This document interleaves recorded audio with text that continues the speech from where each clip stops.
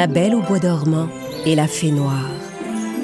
Au pays de la princesse Aurore, qui était restée endormie de longues années, vivait une méchante fée noire.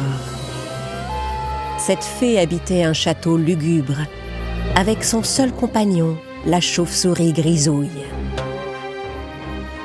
Un jour, en regardant dans sa bague magique, la fée noire vit que celle qu'on appelait la Belle au bois dormant avait été réveillée par un prince courageux.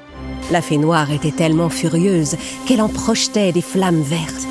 « Calmez-vous, ma chère fée noire. Ce n'est jamais bon d'agir sous le coup de la colère. » Je te promets que je vais tout faire pour qu'Aurore regrette d'avoir ouvert les yeux. Dans le palais royal, le prince offrit à Aurore une licorne blanche. Cette licorne, qui s'appelait Luna, avait des ailes magiques. La princesse monta sur le dos de Luna et s'envola dans le ciel. Oh, c'est merveilleux! Plus haut, Luna! Envole-toi plus haut! Voir Aurore aussi heureuse mettait la fée noire en rage. « Ne vous en faites pas, votre majesté. Vous êtes la plus puissante. » Déjà, quand elle était toute jeune, la fée noire faisait de vilains tours aux autres fées. Elle projetait de la boue sur l'une ou se moquait des cheveux de l'autre. « Tes cheveux sont tellement laids, on dirait des bois de serre. »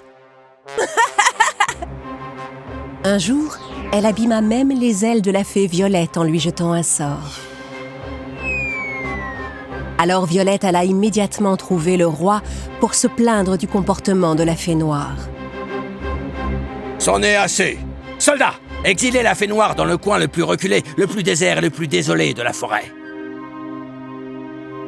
Ainsi, la fée noire passa ses journées seule au plus profond de la forêt. Un endroit où aucune fleur colorée ne s'épanouissait, où aucun animal n'osait s'aventurer. Chaque jour, elle cherchait un moyen de sortir de cet endroit. Mais c'était comme un labyrinthe qui la ramenait constamment à son point de départ.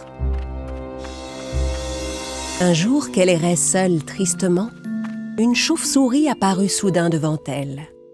« Mais dis-moi, jeune fille, tu es une fée, n'est-ce pas?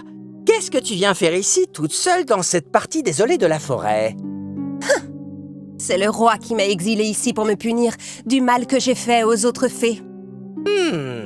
Quel genre de mal leur as-tu fait? Raconte-moi tout. La chauve-souris était ravie d'entendre la fée noire raconter les méchants tours qu'elle avait faits aux bonnes fées, car cet animal pensait que le mal était la force la plus puissante. Si tu veux devenir puissante, tu es sur la bonne voie, jeune fée. Et si tu acceptes de me prendre à ton service, je te donnerai des pouvoirs mystérieux. Des pouvoirs mystérieux? Des pouvoirs assez puissants pour me sauver de cette situation? Oui! La chauve-souris offrit une bague à la fée noire. Dès qu'elle passa la bague à son doigt, le ciel se couvrit de gros nuages noirs et des éclairs fendirent le ciel. Et un rire maléfique retentit depuis la bague. Quand la jeune fée noire regarda dans la pierre de la bague, elle vit la puissante fée qu'elle allait devenir quelques années plus tard. Elle accepta donc de prendre la chauve-souris à son service. Les années passèrent. La fée noire, grâce au pouvoir de la bague, se bâtit un château d'écorce dans ces terres désolées. Et la chauve-souris Grisouille s'y installa avec elle. Quand la fée noire vit dans sa bague que le roi et la reine avaient eu un enfant, elle fut furieuse de ne pas avoir été invitée au palais comme toutes les autres fées. Ce jour-là, elle se jura de faire le plus de mal possible à la jeune princesse. « Grisouille, je veux que la princesse regrette d'avoir vu le jour. » Si c'est votre volonté, j'ai un plan qui peut vous satisfaire, majesté. Grisouille expliqua en détail à la fée noire ce qu'il avait imaginé. Quand le soleil se coucha pour laisser la place aux étoiles, La fée noire s'immisça dans les rêves d'Aurore grâce au pouvoir de sa bague. Allons, réveille-toi vite, jeune princesse. Tous ces pauvres oiseaux attendent d'être secourus. Tu dois absolument aller les aider. Comment? Qu'est-ce qui est arrivé aux oiseaux? La fée noire lui dit que tous les oiseaux du ciel étaient victimes d'un sortilège et qu'ils ne pouvaient plus s'envoler car ils étaient prisonniers des branches d'un arbre. Tu es la seule à pouvoir aller les sauver. Allons, viens, réveille-toi et cours vite vers la sombre forêt. Aurore se réveilla en sursaut. Elle sortit en pleine nuit pour sauver les oiseaux sans prévenir personne. En arrivant dans la forêt, elle trouva en effet les oiseaux prisonniers des branches mortes d'un grand arbre. Elle s'apprêtait à grimper dans l'arbre quand la fée noire apparut derrière elle. Mais c'est vous! Vous êtes la fée qui était dans mon rêve! C'est vous qui avez fait ça aux oiseaux! Oh, mais pourquoi? Si tu n'entres pas dans le creux de ce tronc d'arbre, les oiseaux ne pourront plus jamais ni voler ni chanter. Tu m'entends?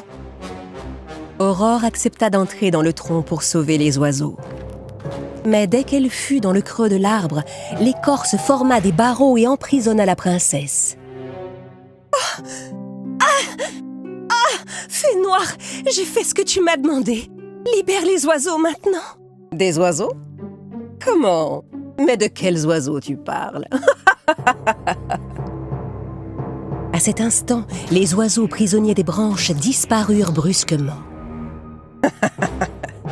Sache que ni les oiseaux, ni les autres animaux ne viennent s'aventurer dans cette forêt sombre et désolée, princesse. Ce n'était que de simples mirages. Il n'y a que toi qui resteras ici, seule, jusqu'à la fin de tes jours. Que toi, tu m'entends? Aurore ne savait pas comment échapper au terrible piège de la fée noire. Elle avait beau tirer de toutes ses forces, elle n'arrivait pas à briser les barreaux.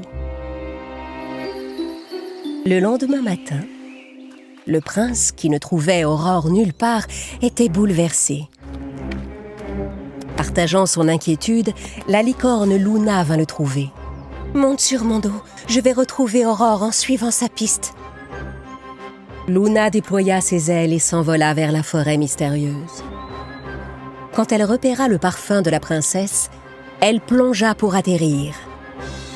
La forêt sombre et silencieuse était effrayante. Un peu plus loin, ils découvrirent Aurore enfermée dans le tronc d'un arbre. « Aurore, ma princesse, on t'a retrouvée. Ne t'inquiète pas, on va te délivrer. » Mon prince! Oh, ma chère Luna! Luna ouvrit ses grandes ailes colorées et répandit une poussière magique tout autour de l'arbre. Les barreaux d'écorce se brisèrent un à un et tombèrent. Aurore était enfin délivrée de sa prison. Oh, j'ai cru que je ne sortirais jamais d'ici. Heureusement, tu es venue. Le prince et la princesse rentrèrent au royaume sur le dos de Luna. Aurore et son prince avaient vaincu les forces du mal grâce à la puissance de l'amour et de l'amitié. La fée noire, de son côté, refusait d'admettre sa défaite. Elle cherchait déjà de nouveaux moyens de briser leur bonheur.